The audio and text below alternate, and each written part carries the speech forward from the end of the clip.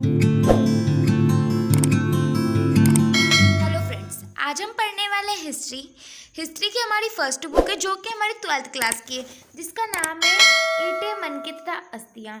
Okay, ये chapter हम पढ़ने वाले हैं और हमारी जो एग्ज़ाम है इस बार की, उसमें जितने भी चैप्टर आने वाले हैं हम उन सबको एक सीरीज़ बनाकर कंप्लीट करेंगे। ठीक है, जिसमें हम पूरा चैप्टर नोट्स के रूप में कंप्लीट करेंगे।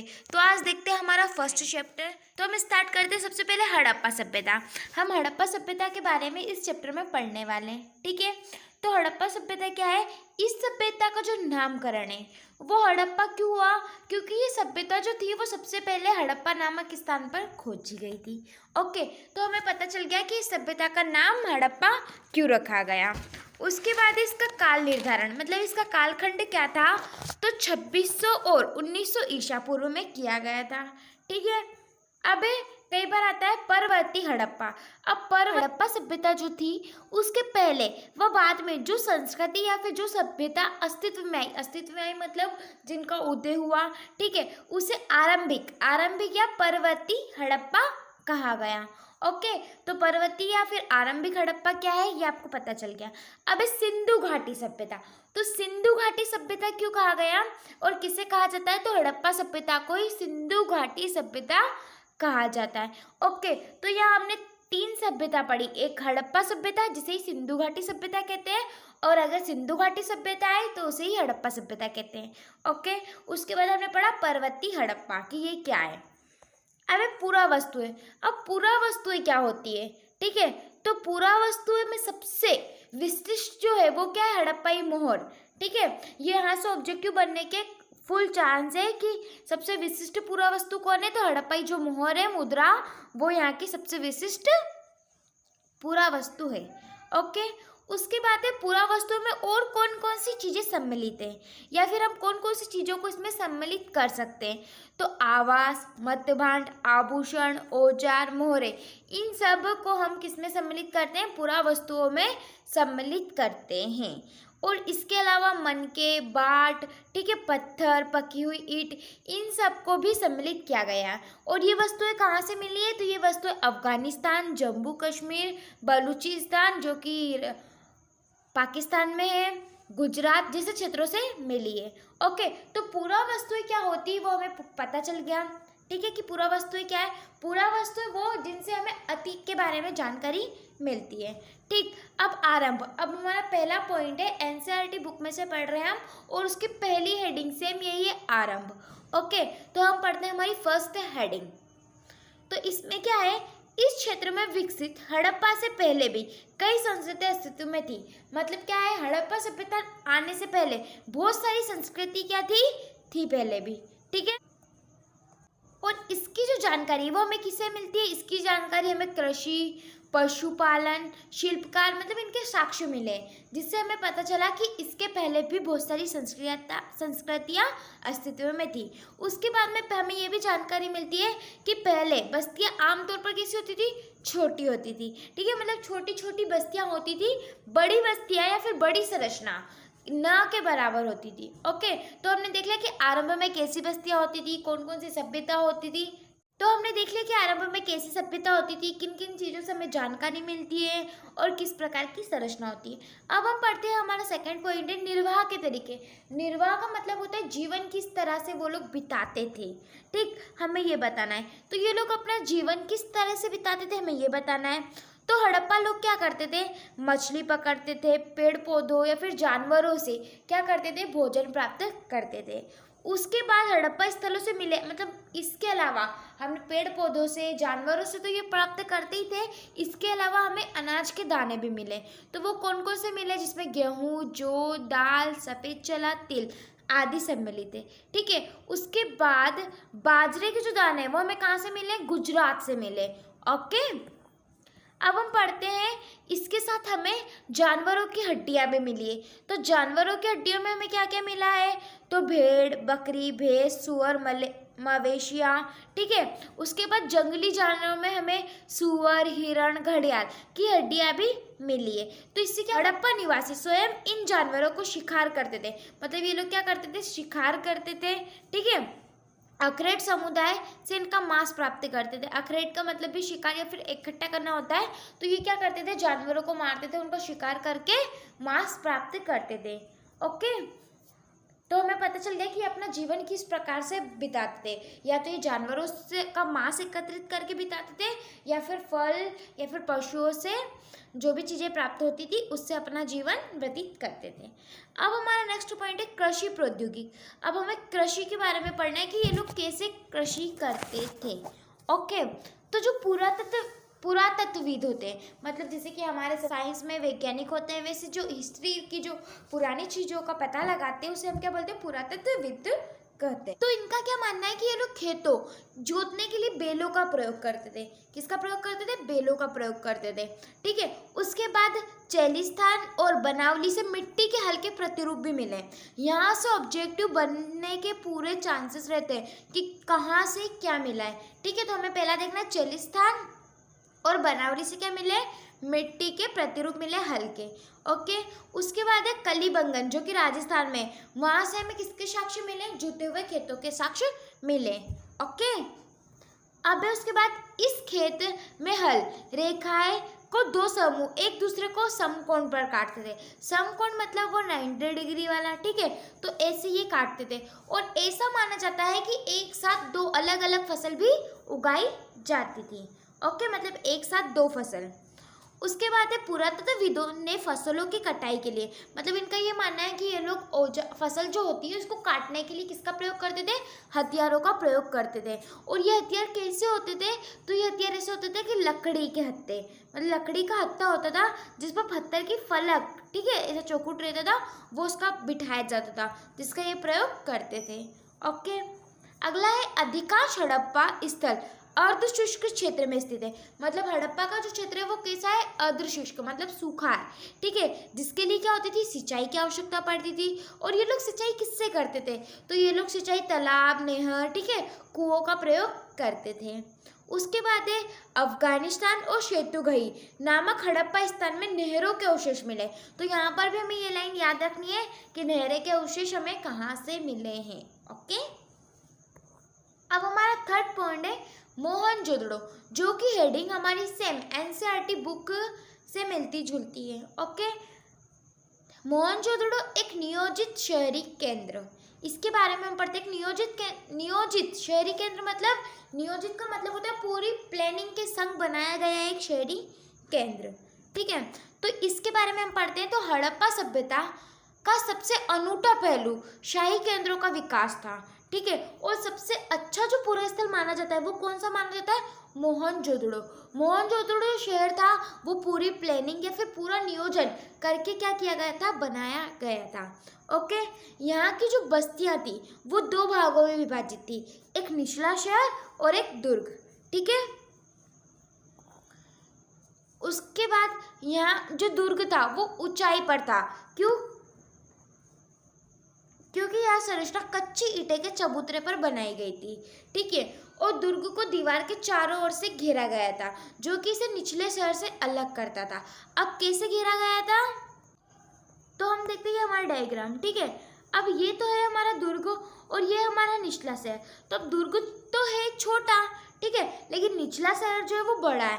तो ये जो दुर्ग था ये ऊंचाई पर, मतलब पहले इतना ईंट से कच्चा चबूतरा बनाया गया था और उसके ऊपर घर या भवन बनाए गए थे। और इसके बाद इसे क्या किया गया था, इसे दीवारों से घेरा गया था। ओके, तो हमने इतना पढ़ा, अब हम आगे पढ़ते हैं। इसके बाद निचला जो शहर था उसको भी घेरा गया था, लेकिन यहाँ पर जो था ये ऊंचाई पर बनाया गया था। यहाँ पर कुछ ही भवन जो थे वही ऊंचाई पर बनाए गए थे। ओके, तो हमने पढ़ लिया दुर्ग और निचला शहर क्या था, और हमने इसे डायग्राम में भी देखा है ताकि आपको समझने में आसानी हो। अब हम पढ़ते हैं नालों का निर्माण। नालों का निर्माण या फिर जल निकास प्रणाली, ठीक है, जो कि बहुत इम्पॉर्टेंट है और हर बार एग्जाम में आती है, हड़प्पा सभ्यता की जल निकास प्रणाली। तो ये क्या है हम ये पढ़ते हैं। ओके, तो हम देखते हैं हमारा फर्स्ट पॉइंट वो है हड़प्पा शहरों की सबसे अनूठी विशेषता जो है यहाँ की एक नियोजित जल निकास प्रणाली है। ठीक है, इसीलिए इसे इतना इम्पोर्टेंट या फिर इतना महत्वपूर्ण माना गया है। ओके, यहाँ की जो सड़कें व गलियाँ थी वह किसके द्वारा बनाई गई थी? एक गेंद पद्धति द्वारा बनाई गई थी, जो एक दूसरे को किस पर काटती थी? समकोण पर काटती थी। मतलब क्या था कि यहाँ पर पहले क्या बनाई गई थी? पहले तो गलियाँ बनाई गई थी, गलियों के साथ में नालियाँ बनाई गई थी। ठीक है, और उसके अलग बगल क्या बनाए गए थे? घर बनाए गए थे। ठीक है, और घरों का जो भी गंदा पानी होता था वो नाले में जाता था, और ये जो नालियाँ होती थी ये बाहर जाकर एक बड़े नाले में जुड़ जाती थी। ठीक है, और ये जो नालियाँ होती थी इन्हें ढक कर रखा जाता था। अब ढक कर क्यों रखा जाता था? क्योंकि जब इन्हें सफाई करनी होती थी तो ये उस पत्थर को उठा लेते थे और सफाई कर देते थे। ठीक है, तो हमने पढ़ा जल निकास प्रणाली। ठीक है, तो जल निकास प्रणाली में बहुत सोच समझकर या फिर पूरे नियोजन के साथ बनाई गई थी। ठीक है, अब आता है हमारा दुर्ग। अब दुर्ग क्या है? तो दुर्ग पर हमें ऐसी संरचनाओं के साक्ष्य मिलते हैं जिनका प्रयोग संभवतः विशिष्ट सार्वजनिक परियोजना के लिए किया जाता है। मतलब दुर्ग मैंने बताया था कि बहुत ऊंचाई पर बनाया जाता है, तो यहाँ पर हमें बहुत सारी ऐसी संरचना मिलती है जिसका कुछ ना कुछ महत्व है। ठीक है, तो पहला हम पढ़ते हैं, इसमें दुर्ग में आता है माल गोदाम। तो अब ये माल गोदाम होता क्या है? ठीक है, तो माल गोदाम एक विशाल संरचना होती है। ठीक है, जिसका जो नीचे का हिस्सा होता है उसे ईंटों से बनाया जाता है, और ऊपरी हिस्सा किससे बनाया जाता है? लकड़ी से बनाया जाता है, जो कि बहुत पहले ही नष्ट हो जाता है। और माल गोदाम में क्या रखते हैं? जो भी हमारा अनाज वगैरह होता है वो हम इसमें रखते हैं ताकि हमारा अनाज जो है वो सुरक्षित रह सके। ओके, उसके बाद पढ़ते हैं विशाल स्नानागृह। तो विशाल स्नानागृह क्या होते हैं? तो विशाल स्नानागृह आंगन में बना एक आयताकार जलाशय होता है। आंगन में बना क्या होता है? एक जलाशय होता है जिसमें पानी भरा होता है। ठीक है, जिसके चारों ओर क्या होते हैं? गलियारे होते हैं, मतलब यहाँ पर जाने का रास्ता होता है, जैसे कि हमारे कुंड वगैरह होते हैं ना, वैसा। ओके, अब एक जलाशय के तल तक जाने के लिए इसमें उत्तरी व दक्षिण भाग में सीढ़ियाँ बनी होती है। मतलब क्या होता है, जैसे कि जलाशय तो ये नीचे रहता है इसमें पानी, तो यहाँ पर क्या होती है? सीढ़ियाँ बनी रहती है ताकि इंसान उससे उतर कर नीचे जा सके।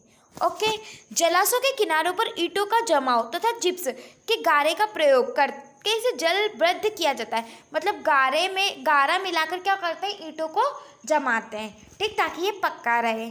उसके बाद जलाशय का जो पानी होता है, अब पानी एक ही जगह भरा रहेगा तो वो बदबू मारता है, तो इसलिए क्या करते थे? यहाँ पर एक नाला बना होता था साइड में, जिससे क्या होता था? इसका पानी ये निकाल देते थे और वापस नया पानी भर लेते थे। ओके, तो जलाशय क्या था ये हमने पढ़ लिया। अब ये जलाशय जो होते थे इनका प्रयोग किस में होता था? तो जलाशय का जो प्रयोग होता था वो किसी विशिष्ट स्नान या अनुष्ठान के लिए किया जाता था। ठीक है, जैसे कि शाही स्नान वगैरह होते हैं ना हमारे यहाँ भी, वैसे ऐसे ही कुछ सार्वजनिक या फिर धार्मिक कार्यों के लिए इनका प्रयोग किया जाता था। ओके, सामाजिक भिन्नता का अवलोकन कीजिए। ठीक है, मतलब हमें सामाजिक भिन्नता के बारे में बताना है कि जो पुरातत्वविद होते थे वो किस प्रकार सामाजिक भिन्नता का पता लगाते थे। ठीक है, तो पहला तो ये पता किससे लगाते थे? समाधानों से। समाधानों का अध्ययन करके ये लोग सामाजिक भिन्नता का पता लगाते थे।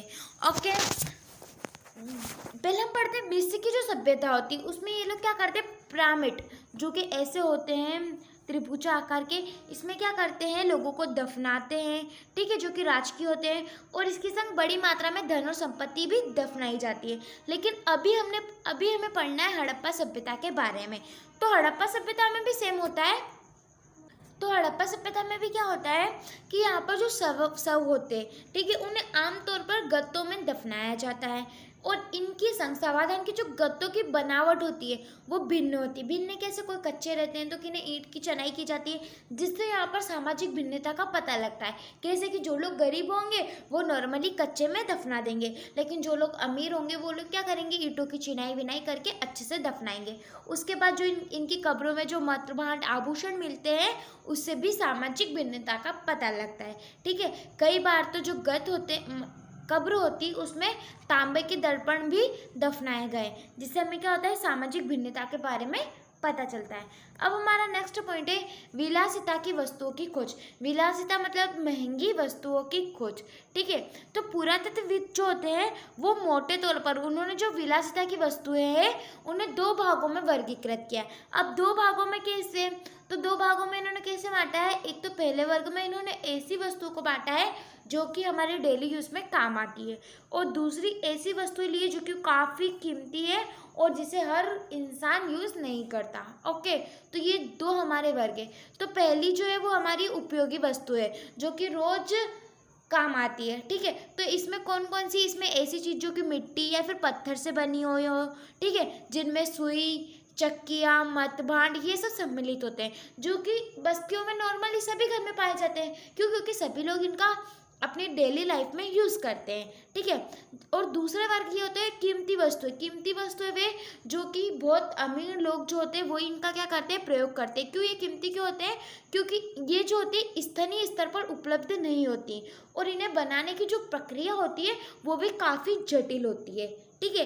इसलिए ये काफ़ी कीमती और महंगी होती है, इसलिए इन्हें कोई भी इंसान यूज़ नहीं कर सकता। इसे केवल वही इंसान यूज़ कर सकता है जो कि अमीर हो, ठीक है। तो इससे भी क्या होता है, पुरातत्वविदों को पता चलता है। अब आता है फायांस। फायांस क्या है? अभी फायांस जो है ये नॉर्मली एक छोटा सा क्वेश्चन है, लेकिन कई बार एग्जाम में आता है कि फायांस क्या है, ठीक। तो फायांस क्या है? फायांस एक कीमती व दुर्लभ वस्तु है, ठीक है। अब इसे बनाया कैसे जाता है? तो इसे घिसी हुई रेत, बालू, रंग व चिपचिपे पदार्थ के मिश्रण को आग में पकाकर क्या किया जाता है, इसे बनाया जाता है। ओके, और इसे बनाने की जो प्रक्रिया होती है वो काफ़ी कठिन होती है, इसलिए जो होता है ये बहुत कीमती होता है।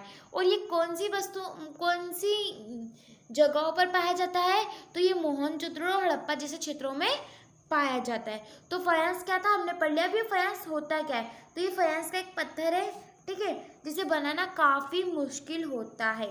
ये है फायांस, ठीक है, जो कि घिसी हुई रेतों वगैरह से बनाया जाता है। इसके आगे की जो क्वेश्चन है वो हम नेक्स्ट वीडियो में पढ़ेंगे।